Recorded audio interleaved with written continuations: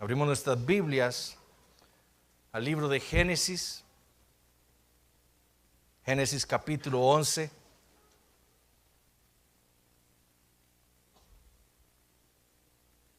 Génesis capítulo 11, versículo 10.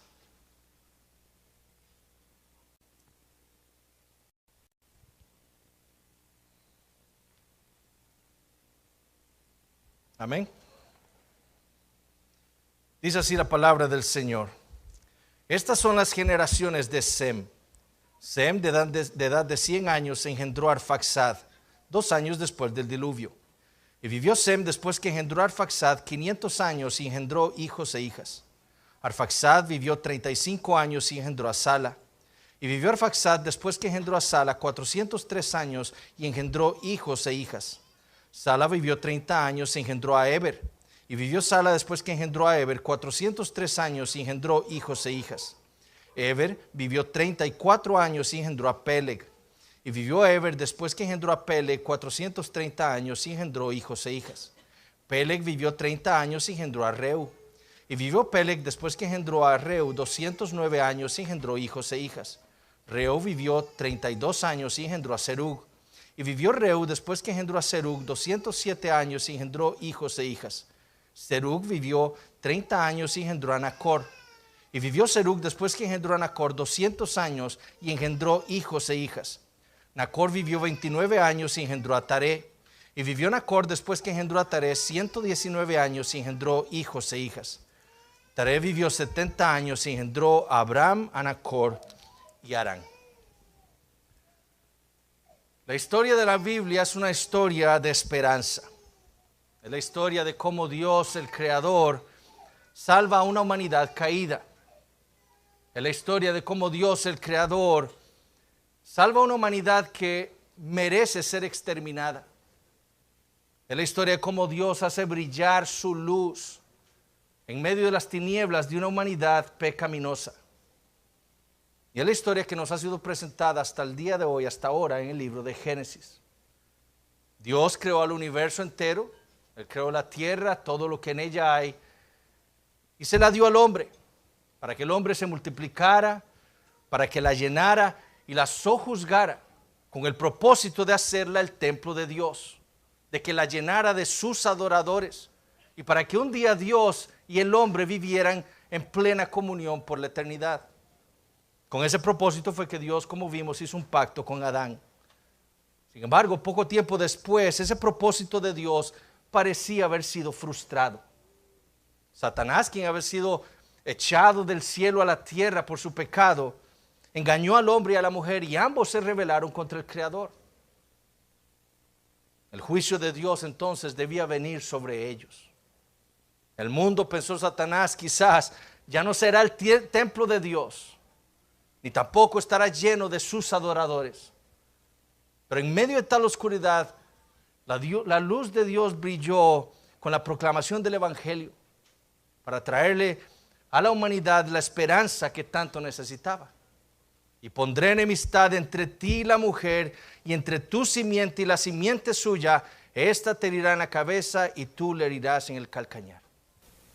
El plan de Dios no había sido frustrado por el pecado del hombre. Su propósito para la humanidad sería cumplido. El hombre y la mujer no serían aliados permanentes de la serpiente. Dios más bien le aseguró a la serpiente que él tendría un pueblo al cual salvaría por medio de la simiente de la mujer. Un tiempo después, Adán y Eva se empiezan a reproducir, tienen gemelos. Caín y Abel crecen y se empieza a notar aquella división de la cual Dios había hablado en el principio. Caín era un hijo espiritual de la serpiente y Abel un hijo de Dios. Todo parecía ir de nuevo de acuerdo a lo que Dios había declarado años antes. Pero de pronto leemos que Caín, en un momento de enojo, mata a su hermano Abel. Ahora sí, el plan de Dios había sido frustrado. ¿O no? Moisés nos registra entonces el nacimiento de Set. Abel era un hijo de Dios, pero Abel no era la simiente prometida. De Set vendría aquel de quien habló Dios a la serpiente. En la genealogía de Set era evidente, como vimos, que Dios estaba preservando la fe. La esperanza de la simiente prometida estaba siendo pasada de generación a generación, a tal punto que cuando Lamec tiene a su hijo, le llama Noé, pensando esto: este nos dará reposo de nuestras obras y del trabajo de nuestras manos a causa de la tierra que Jehová maldijo. La esperanza del evangelio seguía vigente en el mundo. La obra satánica no había apagado la fe. Pero conforme los hombres se iban multiplicando a sí mismos, se iba multiplicando su maldad. Así como Adán y Eva habían transgredido los límites que Dios les había dado a ellos como criaturas, y ellos quisieron ser como Dios, de la misma manera la humanidad quiso transgredir los límites del matrimonio que Dios les había dado, y empezaron a tomar muchas mujeres para sí. Y en lugar de llenar la tierra con la gloria de Dios, las llenaron de violencia. Y en lugar de llenar la tierra con el nombre de Dios, buscaron hacerse ellos de renombre. Parecía entonces que Satanás ahora sí había logrado frustrar el plan de Dios. Toda la humanidad se había corrompido. El Creador ahora sí tendría que destruirlos a todos, ¿cierto? Pero de toda esa humanidad, nos dijo Moisés, Dios derramó su gracia sobre un hombre, Noé. En él Dios haría brillar su luz en medio de un mundo en tinieblas. Y lo hizo salvándolo a él y a toda su familia del juicio del diluvio por medio de un arca. De nuevo, Dios traería esperanza a un mundo sin esperanza. Sin embargo, como vimos también, esas aguas del diluvio no trataron con el problema principal del hombre, que era su pecado. Noé salió del arca, con él su familia, y muy pronto se evidenció que el mismo pecado por el cual fue destruida la humanidad 100 años antes, se multiplicaba también en el corazón de ellos. A tal punto que cuando los hijos de Noé se empiezan a multiplicar, aquella fe que habían poseído los hombres antes del diluvio parecía haber sido completamente olvidada. Los hombres se unen ya no en adoración a Dios, sino en su rebeldía contra Él. Las Naciones Unidas es algo bueno cuando es en la fe de Jesucristo. Pero las Naciones Unidas, y el que tenga oídos para oír, oiga, sin Cristo son una abominación para el Señor. Son un error. Y como Adán y Eva y como toda la generación en los tiempos de Noé, los hombres se unieron contra Dios, queriendo transgredir la habitación de la deidad. Y quisieron llegar al cielo y mezclarse con Dios. Y quisieron, como la generación previa, no que el nombre de Dios fuera alabado, sino hacerse ellos de un nombre. Y Dios entonces vuelve a traer juicio sobre ellos y los esparce sobre la faz de la tierra. Y aquí vemos ese patrón, creación de creación, que ha caracterizado nuestro estudio en Génesis. Ahora sí, entonces el plan de Dios había sido frustrado. Toda la humanidad se ha rebelado contra Dios. Ya la humanidad no es una. Ya la humanidad no estaría unida en su adoración al Creador. Pero de pronto Moisés nos registra la genealogía de Sem. El plan de Dios de nuevo no había sido frustrado. Es más, en medio de todo esto, como sabemos, ha sido Dios quien ha estado haciendo cumplir sus propósitos para mantener viva la esperanza de la cual Él había hablado desde el principio. Es Dios quien ha estado haciendo todo. Es la mano de Dios detrás de todos estos eventos para cumplir sus propósitos. Y esta es la genealogía que vamos a estar estudiando en esta mañana. Y el propósito de esta genealogía, como veremos, como hemos dicho antes, es el mismo que todo el resto de las genealogías en las Escrituras. Es un propósito teológico. Hay algo que Moisés quiere enseñarnos aquí acerca de Dios. Y el punto de esta genealogía es mostrarnos a nosotros la fidelidad de Dios a su palabra. Confirmar en nuestros corazones la esperanza que Dios nos ha dado a nosotros en Jesucristo. Es fortalecernos con la realidad de que cuando las cosas lucen más difíciles y oscuras en nuestra vida, Dios siempre está ahí cuidando de su pueblo. El día de hoy entonces vamos a estar estudiando el resto del capítulo 11, dividiéndolo en dos puntos. Primero veremos la genealogía de Sem y segundo la genealogía de Taré. Veamos entonces la genealogía de Sem. Moisés, inspirado por el Espíritu Santo, después de haber registrado cómo es que las naciones fueron esparcidas, registra la genealogía del hijo mayor de Noé, Sem. Y lo primero que debemos saber es que esta es la quinta sección en el libro de Génesis. Este es el quinto Toledot. ¿Recuerdan esa palabra, Toledot? Estas son las generaciones. Este es el quinto Toledot en el libro de Génesis. El primero en Génesis 2:4, las generaciones de los cielos y la tierra. El segundo en Génesis 5:1, las generaciones de Adán. El tercero en Génesis 6:9, las generaciones de Noé. El cuarto en Génesis 10:1, estas son las generaciones de los hijos de Noé. Y este es el quinto, las generaciones de Sem. Lo segundo que debemos notar son las similitudes que tenemos entre esta genealogía y la genealogía de Génesis capítulo 5, porque son muy similares. Primero, debemos notar que ambas genealogías usan el mismo lenguaje y patrón literario. En ambas se anuncia, por ejemplo, la edad del patriarca cuando concibe a su primer hijo. En Génesis 5:3 leemos, y vivió Adán 130 años y engendró un hijo a su semejanza, conforme a su imagen, y llamó su nombre Set. El mismo lenguaje lo tenemos aquí en esta genealogía de Sem.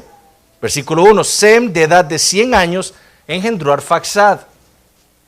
Además, tanto esta genealogía como la genealogía en Génesis capítulo 5 terminan con 3 hijos. En Génesis capítulo 5, la genealogía termina mencionando los 3 hijos de Noé, Sem, Cam y Jafet. Aquí esta genealogía termina con los 3 hijos de Taré, Abraham, Nacor y Harán. Tercero, ambas genealogías están restringidas a 10 nombres. En Génesis capítulo 5, Moisés registra los nombres de Adán, Set, Enos, Cainán, Mahalaleel, Jared, Enoc, Matusalén, Lamec y Noé. En esta genealogía, en el capítulo 11, Moisés registra los nombres de Sem, Arfaxad, Sala, Eber, Peleg, Reú, Serug, Nacor, Taré y Abraham. El número 10 en numerología representa algo que está completo. Con Noé, que es el 10º nombre en la genealogía de Adán, Moisés quiere mostrarnos que el plan de Dios se iba a cumplir en Noé. La humanidad estaría protegida en Noé, de él vendría el resto de la humanidad. Lo mismo con Abraham, el 10º en la generación de Sem. Solo que en Abraham se va a cumplir, o vendrá de Abraham, la nueva humanidad, la comunidad de la fe. De Noé, de uno viene la humanidad, luego viene Abraham, de él viene Israel, de él viene Cristo y de él toda la humanidad. Y se cumple, por así decirlo, el círculo. Dios cumple su plan. El plan de Dios es lo que nos está diciendo Moisés con organizar estas genealogías en números de 10. El plan de Dios no va a ser frustrado, se va a cumplir. La cuarta similitud entre esta genealogía y la genealogía de Génesis capítulo 5 es que ambas mencionan esa frase, y engendró hijos e hijas. Esto se menciona en todos los nombres registrados en el capítulo 5, ¿verdad? Adán engendró después hijos e hijas, igual Set, igual Enos, etc. Se dice también aquí de Sem, de Arfaxad, de Sela, de Eber, de Peleg, de Reú, de Serug y de Nacor. Todos ellos, además de tener sus primogénitos o esos hijos más importantes en sus genealogías, tuvieron más hijos y más hijas. Y eso es importante, como veremos. Quinto, ni esta genealogía ni la genealogía de Génesis capítulo 5 deben ser entendidas como cronológicas. Es decir, como que Arfaxad, por ejemplo, fue el hijo inmediato de Sem, etc. No deben ser entendidas como algo cronológico.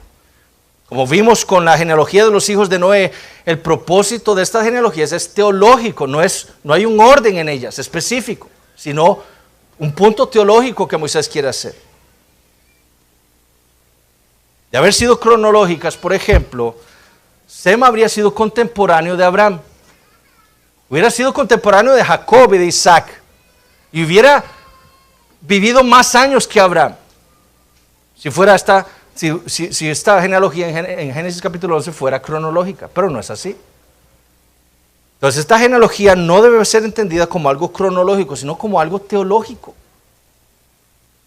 Muchos años separan a estos nombres.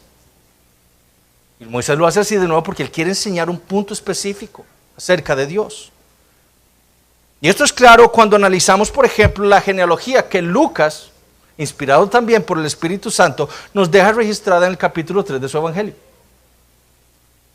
Jesús, dijo Lucas, es hijo de Abraham, hijo de Taré, hijo de Nacor, hijo de Serug, hijo de Ragau, que debe ser otro nombre al reu de Moisés, hijo de Peleg, hijo de Eber, hijo de Sala, escuchen esto, hijo de Cainán, hijo de Arfaxad, hijo de Sem. Cainán no está registrado en la genealogía de Moisés. ¿Será que Lucas se equivocó? Como piensan algunos teólogos liberales. ¿O será entonces que Moisés se equivocó y falló? No puso a Cainán. Bueno, nosotros entendiendo la doctrina y creyendo la doctrina, la inspiración, la infalibilidad y la inerrancia de las Escrituras, sabemos que ninguna de esas dos cosas pasó.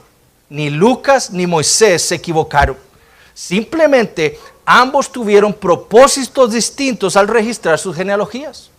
Lucas, como le escribió a Teófilo en Lucas 1:1, quiso poner en orden la historia. Es decir, Lucas quiso ser lo más preciso posible al registrar la genealogía del Señor Jesucristo.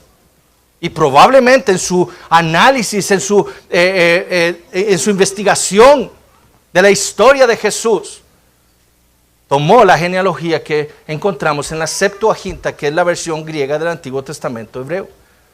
En Génesis capítulo 11, la Septuaginta incluye a Cainán. Ahora nosotros sabemos que hay escritos judíos que incluyen a Cainán en la genealogía de Sem. Entonces, Lucas, probablemente siendo un buen historiador, incluye a Cainán porque Cainán fue hijo de Arfaxad. Pero lo mismo hizo Moisés, solo que con otro propósito. El propósito de Moisés con esta genealogía es, de nuevo, un punto teológico, algo que enseñar acerca de Dios. Por eso lo organizó en números de 10, no porque fuera una cronología exacta, sino porque él tenía un punto teológico, algo que enseñarnos a nosotros, el pueblo de Dios, acerca de nuestro Dios. Otro aspecto interesante de estas genealogías es que también están organizadas en números de 7. Enoc es el 7º desde Adán. Eber es el 14 desde Adán. Y Abraham es el 21 desde Adán. De nuevo, eso refuerza la idea de que aquí esto no es cronología. Aquí hay un punto teológico. El número 7 es el número de la perfección. Algo que es perfecto, que está completo en sí mismo. Y al organizar estas genealogías en números de 7, se nos está diciendo, el plan de Dios no puede ser frustrado. Dios cumplirá sus propósitos. Ahora, lo segundo que debemos notar de estas genealogías también son las diferencias que hay entre la genealogía de Génesis 11 y la genealogía de Génesis 5. Primero, aquí vemos claramente que la edad de los patriarcas es considerablemente menor cuando murieron que la de Génesis capítulo 5. Arfaxad vive 1/3 menos que Sem. Peleg vive la mitad de años que vivió su padre Eber. Y al final de la genealogía, Nacor llega a vivir tan solo 148 años. Muy diferente a la genealogía de Adán en Génesis 5, cuyos patriarcas viven muchos cientos de años más que esta genealogía en Génesis capítulo 11. Y la segunda diferencia de estas genealogías también es que esta en el capítulo 11 y la del capítulo 5 difieren en que en esta genealogía, en Génesis capítulo 11, no encontramos esa frase, y murió. Una frase que caracterizó la genealogía de Génesis capítulo 5. En Génesis 5 nosotros leímos, y murió, y este otro murió, y este otro y murió, y murió, y murió, una y otra vez. Pero aquí, esa frase no la leemos en el capítulo 11. A pesar de que cada uno de estos hombres sí murió. Sem murió. Sem no está vivo, ¿verdad? Arfaxad tampoco. Todos estos hombres murieron, pero esa frase no está ahí. ¿Por qué? Bueno, porque Moisés tiene un propósito teológico con esta genealogía. Ese es todo el punto. Por eso es que no incluye esa frase. Pero entonces, ¿cuál es el propósito teológico? Bueno, al colocar esta genealogía aquí, después de la narración de lo que ocurrió en Babel y el juicio que Dios trajo sobre la humanidad, lo que Moisés desea es mostrarnos la fidelidad de Dios a su palabra. Desde un principio Dios había profetizado la venida del Redentor. Y nada, absolutamente nada frustraría su plan. Lo que hemos visto hasta ahora en Génesis, ni Satanás, ni los hombres, nada podía detener la mano de Dios para que Él no cumpliera su plan. Si hay algo claro, es eso. Satanás ha intentado frustrar los planes de Dios. ¿Y qué ha pasado? Ahí sigue el plan de Dios en curso. Los hombres se han rebelado contra Dios, tratando de frustrar el plan de Dios. ¿Y qué ha pasado? Ahí sigue el plan de Dios caminando. Como vimos cuando Adán y Eva pecaron, Dios les predicó el Evangelio. Cuando la humanidad se empezó a multiplicar, Dios preservó la fe en la descendencia de Set. Cuando la humanidad estaba casi completamente corrompida en su rebelión contra Dios, el Señor derrama su gracia sobre Noé. Y cuando la humanidad, incluyendo a muchos de los hijos de Sem, hasta Peleg, que es cuando Dios divide a la humanidad, cuando toda esa humanidad había apostatado en Babel, Dios nos recuerda a Sem. En él Dios tendría su remanente. Y de él traería al Salvador que había prometido en el principio. Porque a pesar de que la humanidad parecía haber apostatado completamente, el registro bíblico nos muestra que Dios tenía su pueblo. En esta época vivió Job. Job no, por lo menos no podríamos decir que fuera un descendiente de Sem. Pero Job era un creyente. En esta misma época vivió Melquisedec. Él tampoco parece ser un descendiente de Sem. Pero él no solo era un creyente, era el sacerdote del Dios Altísimo, vamos a ver en Génesis 14. Entonces, la humanidad parecía haber apostatado totalmente, pero Dios aún tenía su pueblo. La fe no había desaparecido sobre la faz de la tierra, el plan de Dios seguía en curso. Entonces, a pesar de que las cosas parecían terribles y oscuras, los planes de Dios o el plan de Dios no sería frustrado.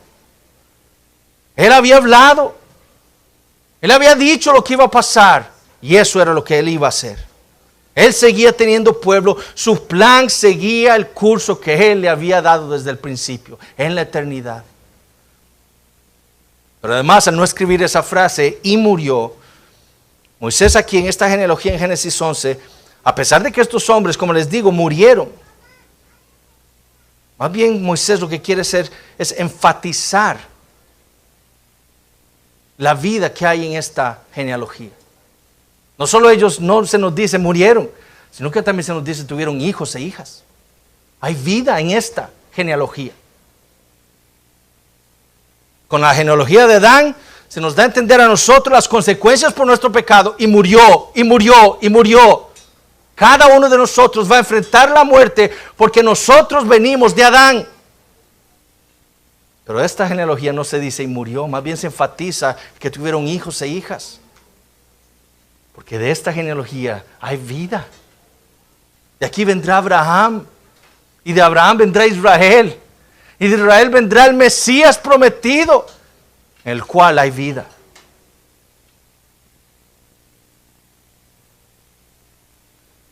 A pesar de entonces de lo terrible de las circunstancias, a pesar de las tinieblas en las que se encontraban los hombres en este momento, Dios haría brillar su luz por medio de uno de los descendientes de Sem. El plan de Dios de nuevo no sería frustrado. Él ha sido y será fiel a su palabra siempre.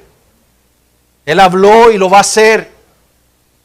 Su pueblo no será desamparado. El Mesías Redentor ciertamente vendría. Había esperanza para Job en medio de una generación apóstata.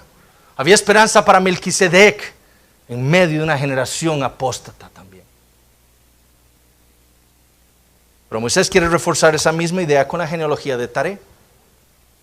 Este es el segundo punto del sermón, versículos 27 al 32.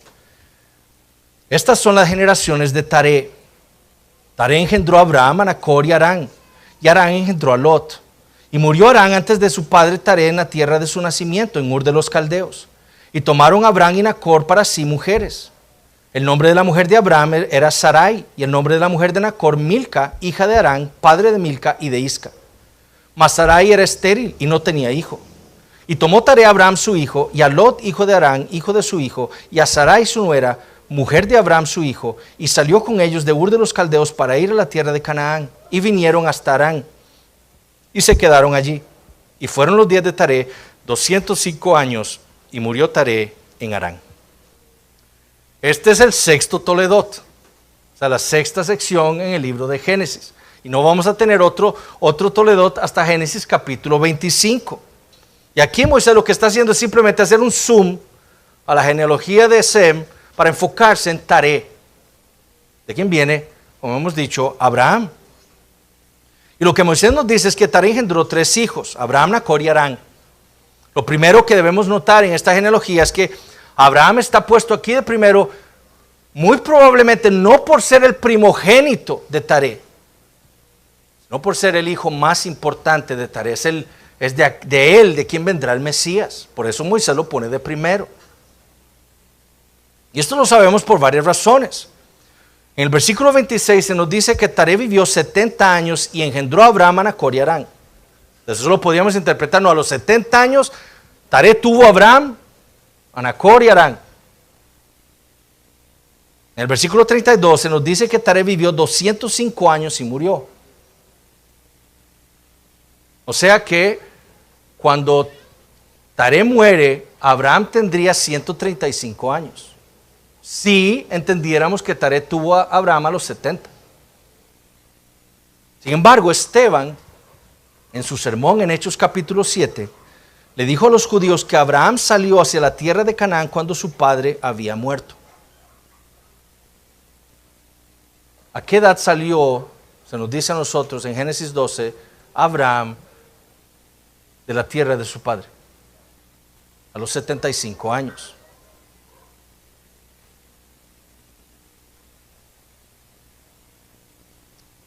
Es por eso que es mejor tomar las palabras de Moisés y entender el versículo 26 indicando que a los 70 años Taré empezó a procrear o a engendrar hijos. Uno de los cuales era Abraham, otro Nacor y otro Harán.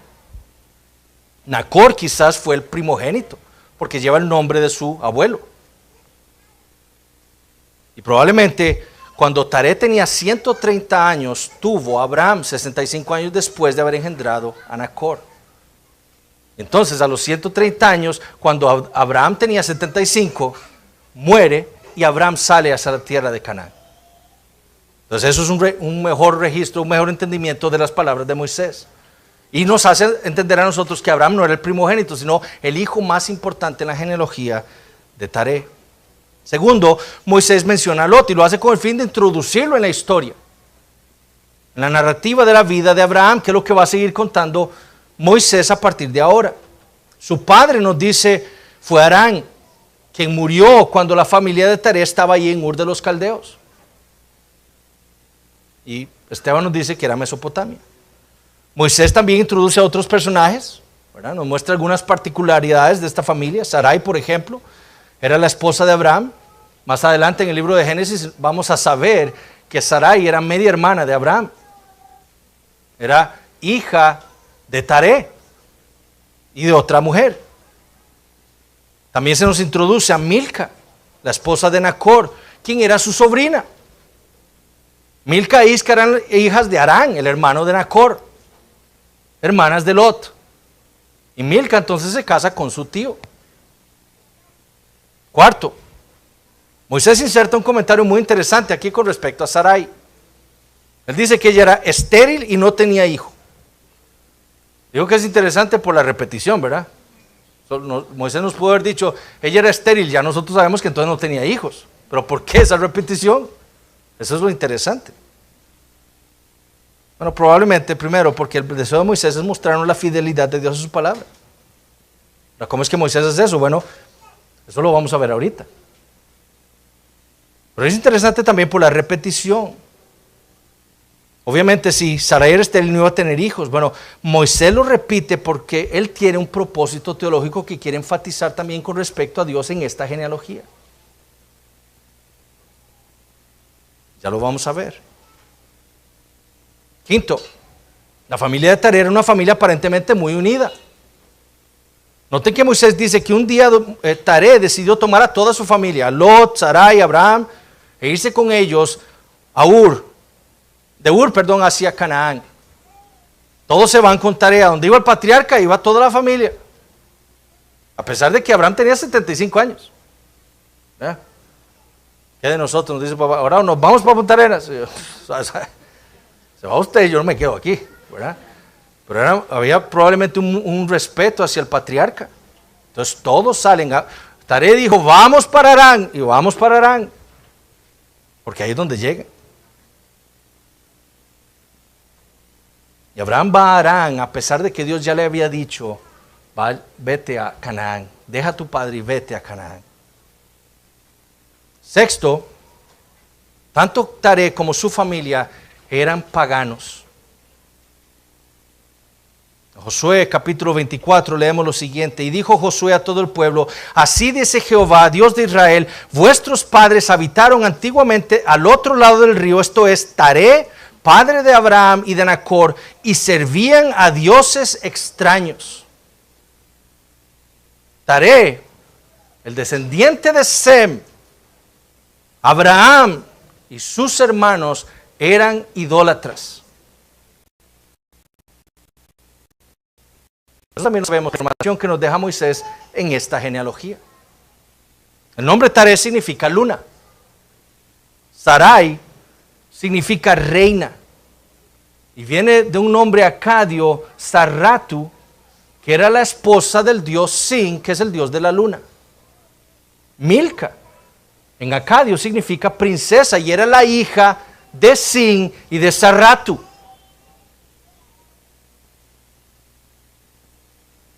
Además, Ur y Harán eran centros importantes de la adoración a la luna. Es más, los arqueólogos han encontrado un sigurat, ¿recuerdan esas torres? Probablemente construida 2000 años antes de Cristo, en donde tenía pinturas dedicadas a la luna. Y ahí era donde vivía Taré, en Ur. Y ahí fue a donde se fueron, a Harán, a adorar más a la luna.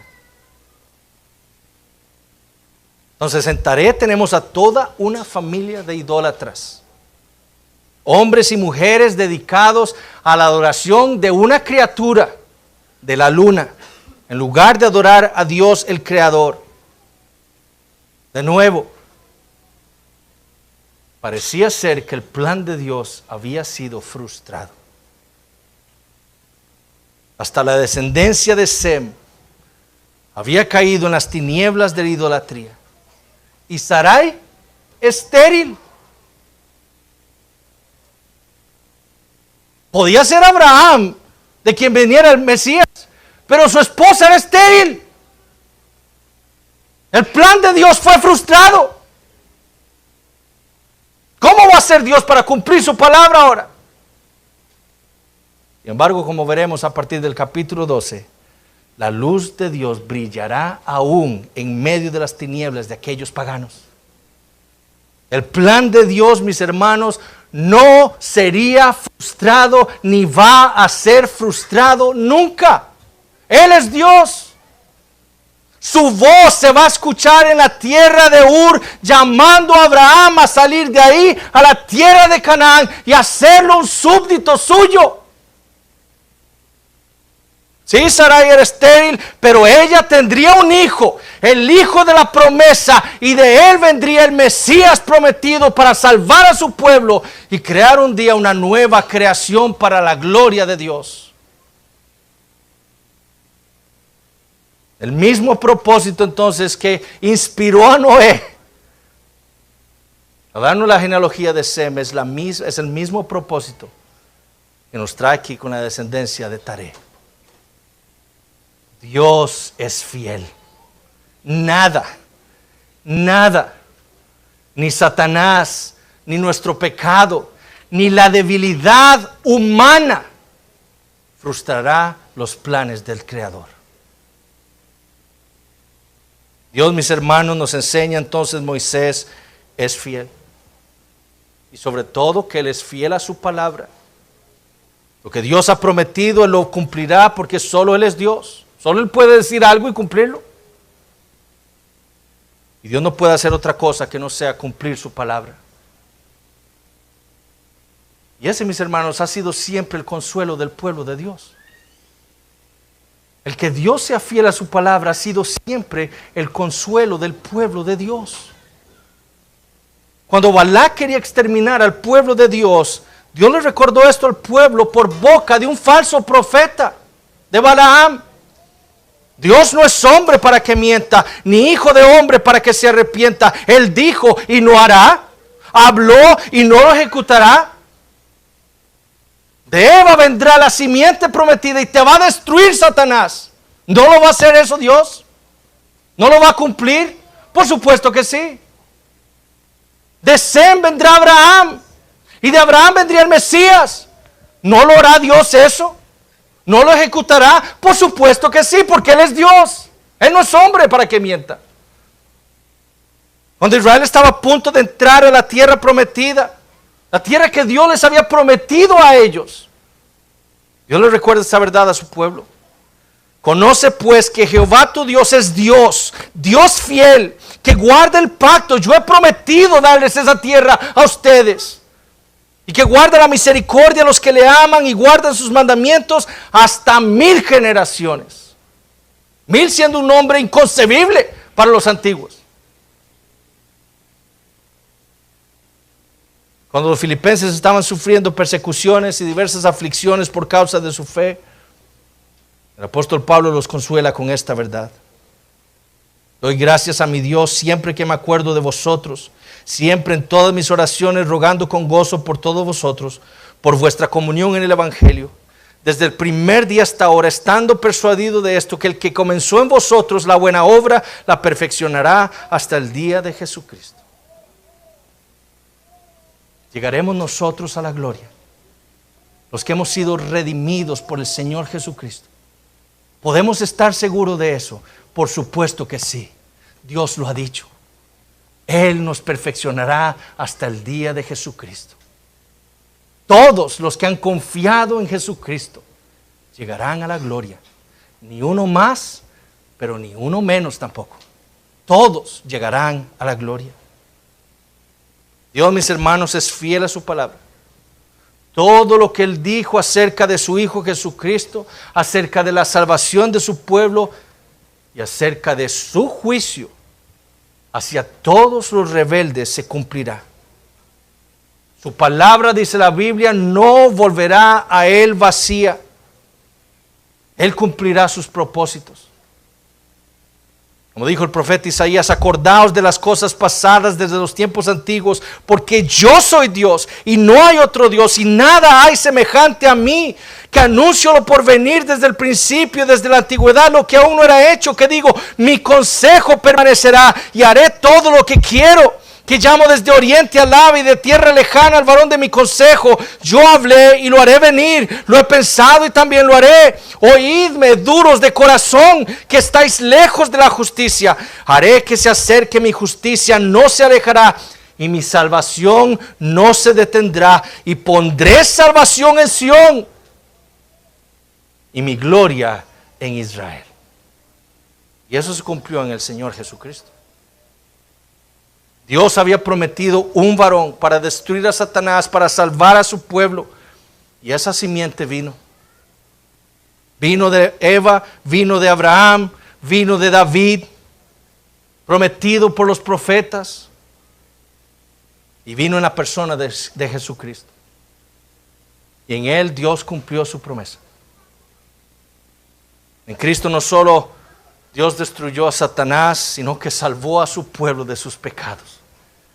Y en Él los llevará a la gloria y les dará todo lo que les ha prometido desde el pasado. Todo.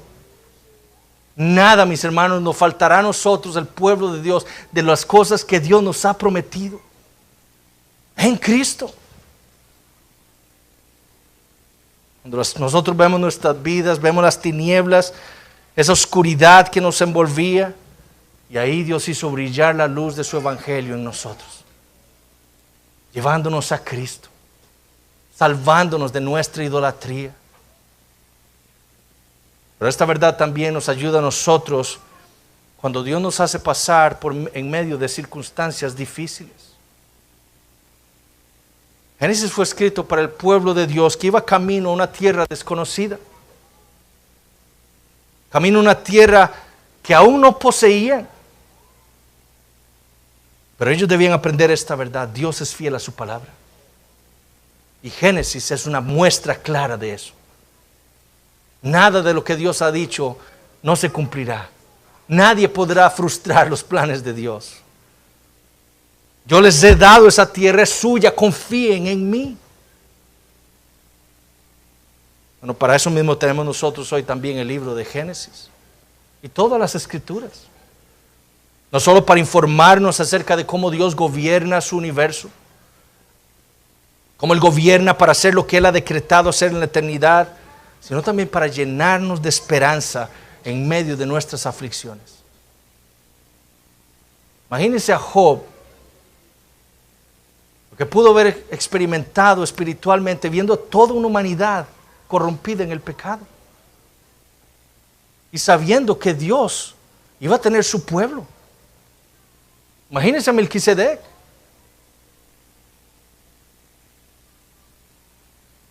Ellos debían confiar también en la palabra de Dios. Debemos confiar en Dios cuando Él ha prometido traer luz cuando estamos en tinieblas. Cuando estamos en las tinieblas de la aflicción. Es ahí cuando nosotros debemos recordar esa verdad: Dios es fiel. Él ha prometido y así hará. Israel estaba en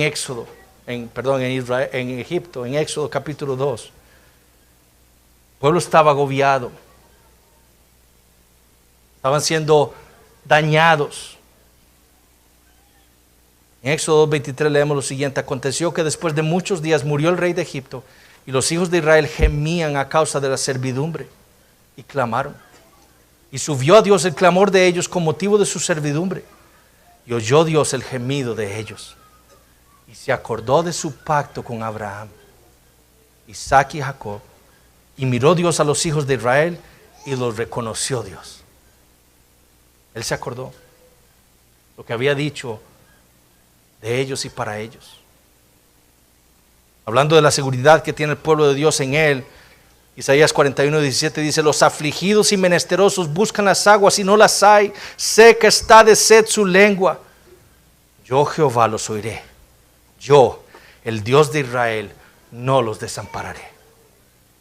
Como no ha desamparado a su pueblo desde el principio. Isaías 42:16: y guiaré a los ciegos por camino que no sabían. Les haré andar por sendas que no habían conocido. Delante de ellos cambiaré las tinieblas en luz y lo escabroso en llanura. Hebreos capítulo 13 dice: sean vuestras costumbres sin avaricia, contentos con lo que tenéis ahora, porque Él dijo: no te desampararé ni te dejaré, de manera que podemos decir confiadamente: el Señor es mi ayudador, no temeré lo que me pueda hacer el hombre. Esta verdad fue la que le sirvió también a las iglesias en Apocalipsis, para perseverar en la fe, en medio de un mundo malo, en medio de un mundo que los estaba persiguiendo, que los estaba destruyendo, que quería seducirlos para que se vinieran al mundo. Había falsos maestros, persecución romana, persecución judía, falsa doctrina en la iglesia, herejías. Sufrían de enfermedades como nosotros el día de hoy. Muerte, persecución, aflicciones, tanto así que en Apocalipsis capítulo 6, las almas, dice Juan, dicen: ¿hasta cuándo, Señor, santo y verdadero, no juzgas y vengas nuestra sangre en los que moran en la tierra? ¿Hasta cuándo, Dios, no quitarás esto ya? ¿Hasta cuándo no me no me sacarás de esta aflicción que estoy sufriendo. Luego vemos a la bestia, al anticristo, seduciendo a la iglesia o queriendo seducirla. Y dice que se le permitió hacer guerra contra los santos y vencerlos.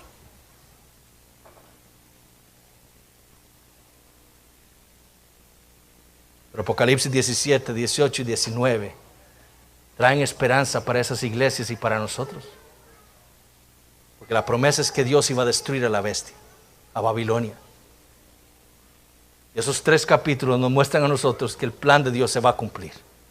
Dios destruirá a la bestia, al diablo, al dragón y al anticristo. Y los enviará al infierno. Y destruirá también a todos los hombres rebeldes que no quisieron doblar su rodilla a Cristo en esta vida. Y los va a destruir y los va a enviar con ellos 3 al infierno por la eternidad. Porque Apocalipsis 20 y 21 nos muestran a nosotros que las promesas de Dios se cumplirán. La recreación del Edén, nuevos cielos y nueva tierra en donde el pueblo de Dios estará con su Dios por la eternidad. Donde no habrán más tinieblas, no habrá más pecado, no habrá más dolor, no habrán más lágrimas. Estaremos con Cristo por la eternidad. Hermanos, eso se va a cumplir. En medio de nuestras aflicciones aquí, nosotros debemos recordar que Dios es fiel.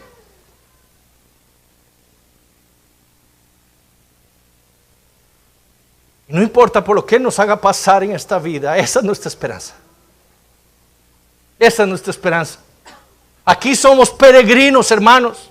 Este no es nuestro mundo. Es la gloria con Dios por la eternidad. Aquí somos pasajeros y sufriremos en esta vida diversas cosas. Nosotros como iglesia hemos sufrido también.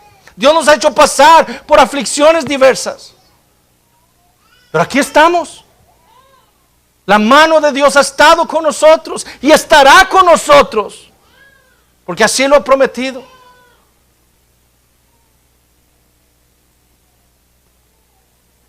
Nosotros entonces debemos vivir por fe, creyendo la palabra de Dios. Como todos los santos de Hebreos capítulo 11, creyendo la palabra de Dios, sin importar las cosas por las cuales Dios nos haga pasar en esta vida. Sin importar cuando las cosas parezcan más oscuras. Dios ha prometido salvarnos. Y esa debe ser nuestra esperanza. Y así debemos pasarlas por fe. De nuevo Isaías 41, 17. Los afligidos y menesterosos buscan las aguas y no las hay. Seca está de sed su lengua. Yo Jehová los oiré. Yo, el Dios de Israel, no los desampararé. Todas las cosas le ayudan a bien a los que aman a Dios. Y la prueba es que Dios nos ha dado al Señor Jesucristo. Dios no escatimó a su Hijo para cumplir sus promesas por nosotros. Como termina diciendo Romanos 8, no hay nada, mis hermanos, en esta vida que nos separe del amor de Dios que es en Cristo Jesús. Y si usted que nos visita en esta mañana, ustedes niños que están aquí, ustedes deben entender que Taré y su familia eran idólatras. Ellos estaban adorando a la luna. Pero no solo eso, la idolatría es cualquier cosa, como escuchábamos hoy en la mañana, en donde usted le entregue su corazón a algo que no sea Dios, al dinero, a los amigos, a la televisión, a la fama, a la búsqueda del éxito, a su pareja. Todo eso es idolatría. Y la Biblia dice en 1 Corintios 6 que los idólatras no heredarán el reino de Dios. Y Apocalipsis 21:8 dice que los idólatras no entrarán en el cielo. Pero usted, si es un idólatra, hay esperanza para usted también, como lo hubo para Abraham. Él era un idólatra, pero Dios lo salvó. Porque él escuchó la voz de Dios y le creyó. El Evangelio le ha sido predicado a usted. Solamente en Cristo hay esperanza. Solamente Cristo le puede traer perdón de sus pecados. Solamente Cristo puede darle a usted la justicia que usted necesita. Eso es lo que dice Dios. ¿Le va a creer usted a Él? ¿Va a creerle usted a lo que Dios ha dicho en la Biblia? Si usted le cree y se arrepiente de sus pecados y va a Cristo, hay vida para usted. Pero si usted persiste en su rebeldía contra el Creador, si usted rehúsa escuchar el Evangelio, lo mismo que dice Apocalipsis 19 de los rebeldes será para usted. Una eternidad en el infierno.